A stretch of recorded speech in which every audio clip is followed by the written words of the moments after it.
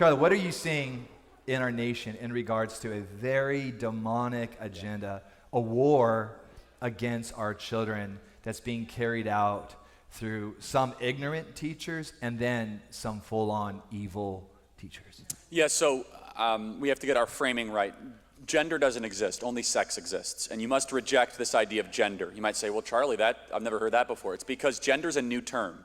Literally 100 years ago, you would have said gender, no one would know what you're talking about. Because when they say gender is a social construct, they've already won the debate because there's sex and that's it. You might have a horoscope, you might have a personality, you might have an inclination towards something. That is not your sexual identity. It does not change. It can't change with surgery, it can't change with drugs, it can't change because you want it to change. God made man and woman, period, end of story, hard stop. So I go even further where I say there are 0 genders and there are 2 sexes, and it drives people nuts when I say that, but it's true. We should not all of a sudden pander to kids' sensitivities and feelings in the most vulnerable time of their life where they are now preyed on by these witch doctors. These are witch doctors, by the way. They're medieval witch doctors that are going after these kids in a predatory way where now in Washington a 13-year-old can do it without any sort of parental consent. In fact, the parent needs to be brought in. So what is the agenda here? I'm actually more religious than I ever have been my entire life. And let me tell you why. Because when I meet atheists and secularists and they come to me and they say, Charlie, I do not understand. I don't get what is happening. This defies all reason, all logic. Wow. And I say, I totally get it. If you understand that we are an enemy-occupied territory, and Lucifer is the prince of this world, and Paul called him the God of this world, and that he is an agent of chaos and deception and disunity, this all starts to make sense. But for the unchurched or the uninitiated, they don't understand it. If they're not totally into this, alphabet mafia type garbage that is being thrown at our kids.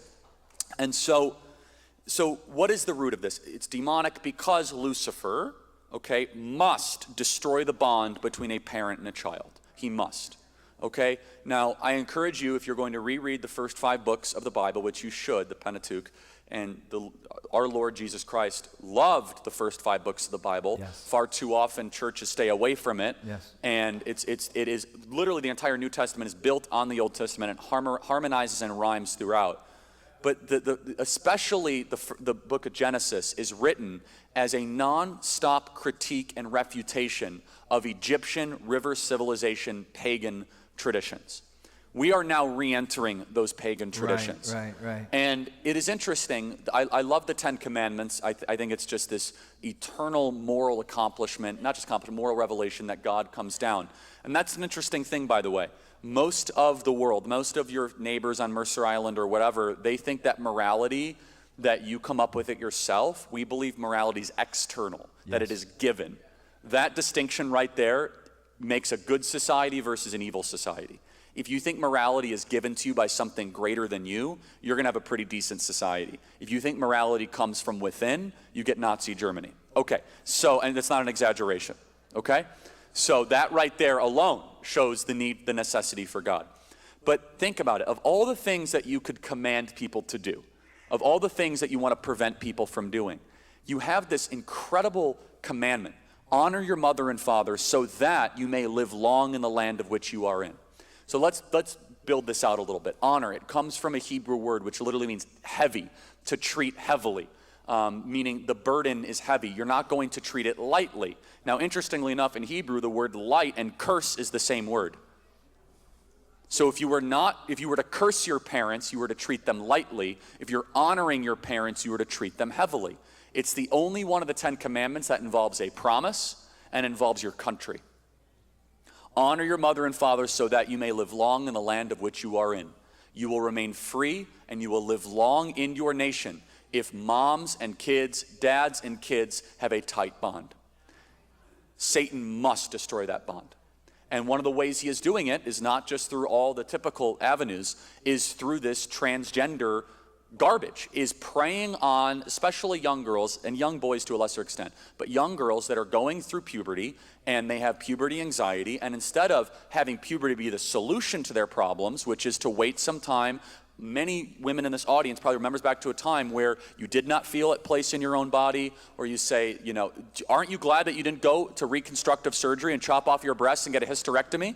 Well, that's what's happening to hundreds of thousands of young girls right now in America. It's not an exaggeration. This state is one of the leaders in chemical castration, gender reassignment surgery. These are witch doctors that should be put in prison. There is no scientific basis for this. There is no clinical data for this. This is feeling-driven and corporate-driven for profits. Again, I think it comes from the pit of hell. And so they have to initiate it, though, with getting young kids to start to say, well, maybe I'm a boy in a woman's body, or maybe I'm a girl in a man's body. And so that kind of train of thought begins. But understand even deeper. If you have a society that's constantly questioning or not sure who they are, they're easier to control. They become malleable and pliable for tyranny. A society that is anchored in who they are, and they're self-sovereign, and they understand their place in the cosmos, can say to some Governor Inslee, yeah, I'm not going to listen to you. But somebody who's constantly vulnerable, who is searching and confused, become the perfect raw material for an authoritarian Maoist type regime to take root. So there's a lot of different components to this, but parents, I implore you, be careful sending your kids to government schools. I'm not saying you must take them out, but there is a non-stop agenda to groom your kids, to turn your kids gay, to turn your kids trans, to turn your kids against you. I come under a lot of criticism for saying that stuff. It is a fact. There are teachers in this state where their stated agenda is to take your innocent child and turn them against your values and rebel against you, the very thing that Lucifer would love to see happen.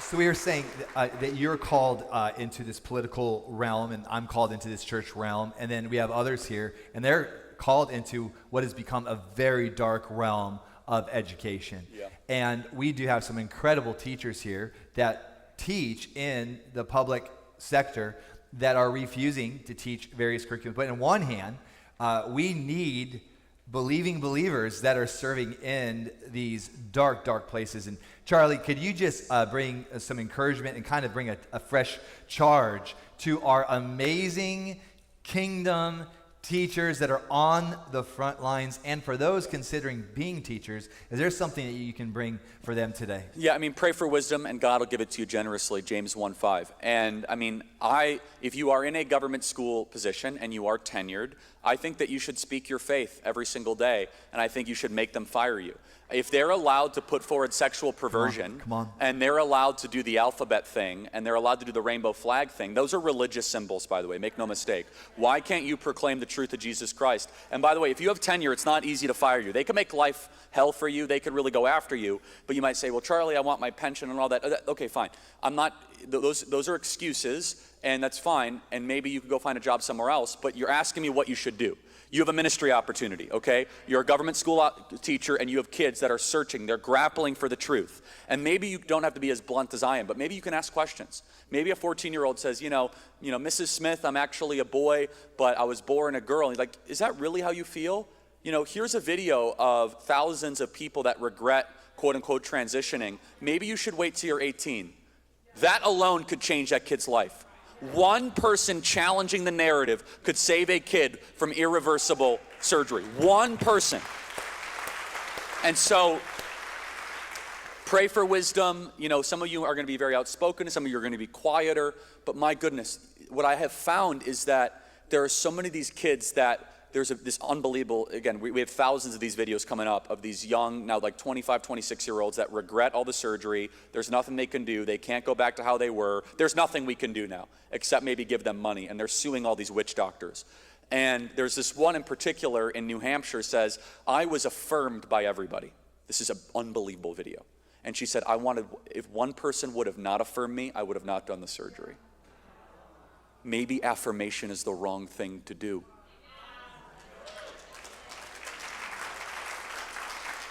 Maybe affirmation is why they end up butchering themselves. Because here's why. We make a false promise to these young kids that you can actually become the other thing. One more douse of testosterone. One more, we're in church, but if you do not know the graphic, it's so my description of medieval witch doctor is 100% correct if you understand drilling holes that are filled with bacteria and infection to try to give people the appearance that they're something they're not. It doesn't change. I know, and some of you guys are like aghast, but this is happening in Washington right now. We don't know the number. They keep it quiet, but at least thousands of kids are undergoing this, minimum, probably more, tens of thousands, right? And there's no going back.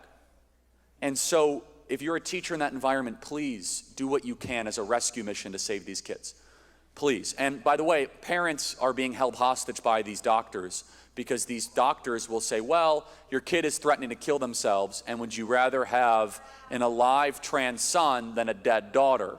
When in reality, the parent would say, how dare you morally blackmail me, saying that my kid's going to kill themselves if they don't get on irreversible Lupron that chemically castrates them. Maybe they have other underlying treatable conditions like depression and anxiety, and that surgery is not the answer to those things. In fact, it only makes those conditions worse.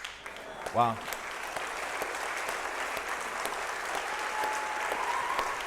Wow. Hey, I got one last question for you. And again, we're at church, you know, so we won't get political. But so in 2020, there was an election, okay, and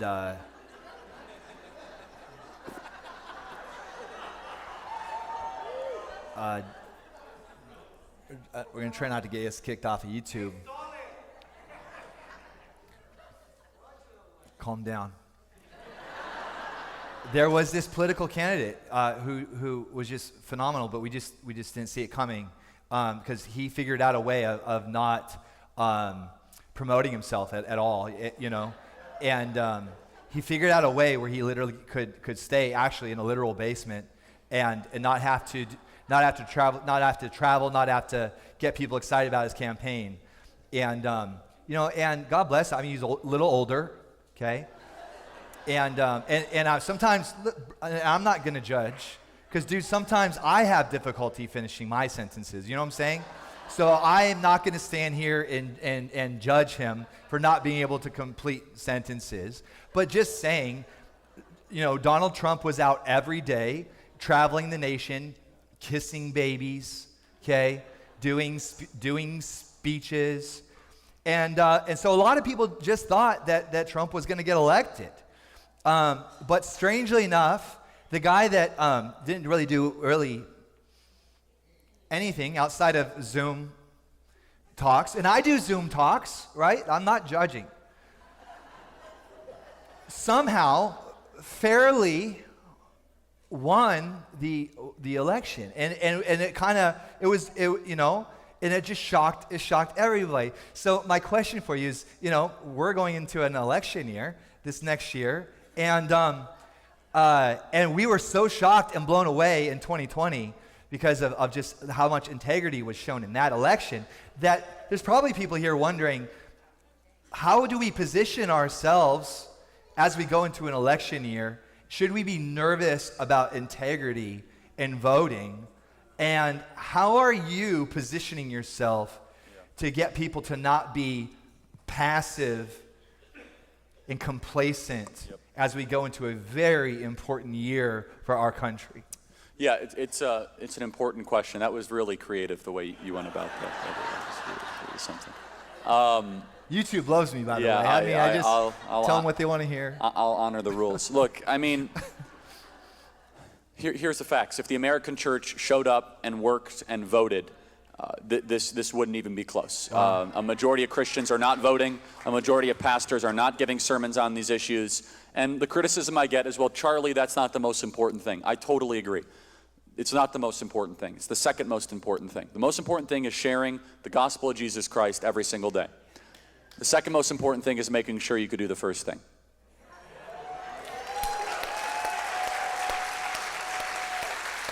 Make sure that the church is not deemed non-essential while abortion clinics and liquor stores and marijuana dispensaries and strip clubs are deemed essential. I mean, we're only a couple years removed from when fascism came to America.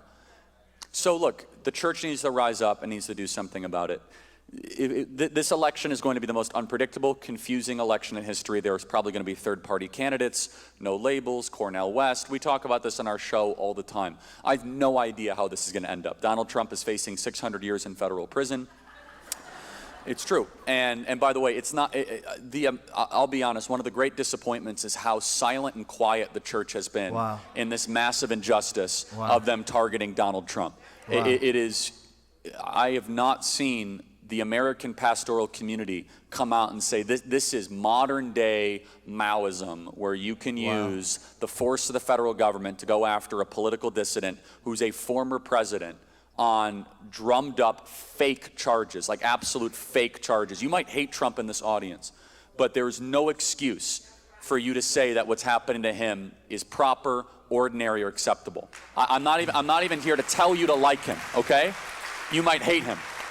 You might think that he is all the worst things, but you should also, boy, if you're a Spirit-filled Christian, I think you'll see what this is. And you see, it's not just him, it's anybody who believes what he believes. From Gold Star moms to Tina Peters, to pretrial detention of January 6 defendants, to Michigan alternate electors, to Steve Bannon, to James O'Keefe, to Rudy Giuliani. It is down the line. And so I don't know what this election is going to bring. We might be successful, we might be unsuccessful. I'm not going to make any sort of proclamations of grandeur. My big lesson is the church gets way too into prophecy and prediction. This is my personal opinion, okay?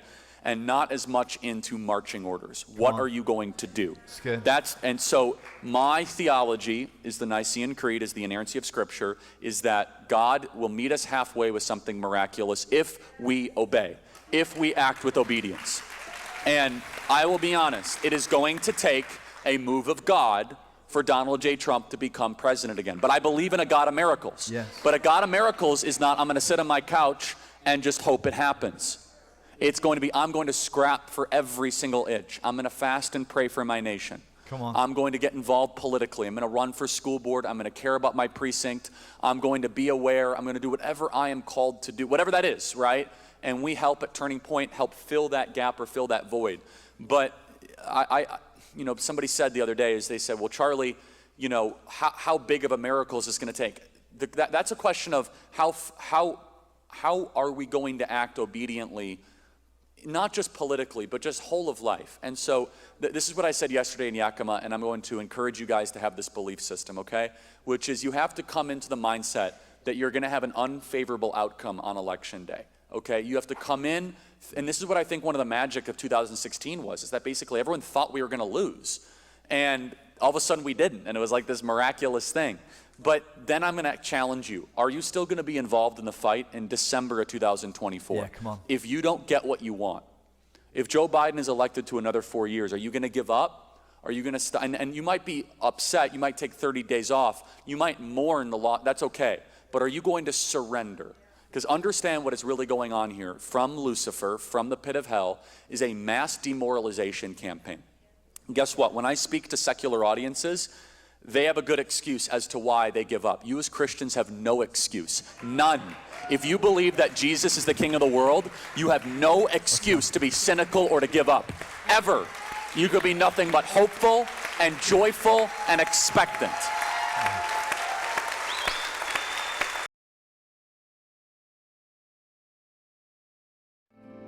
Because the flag still stands for freedom, and they can't take that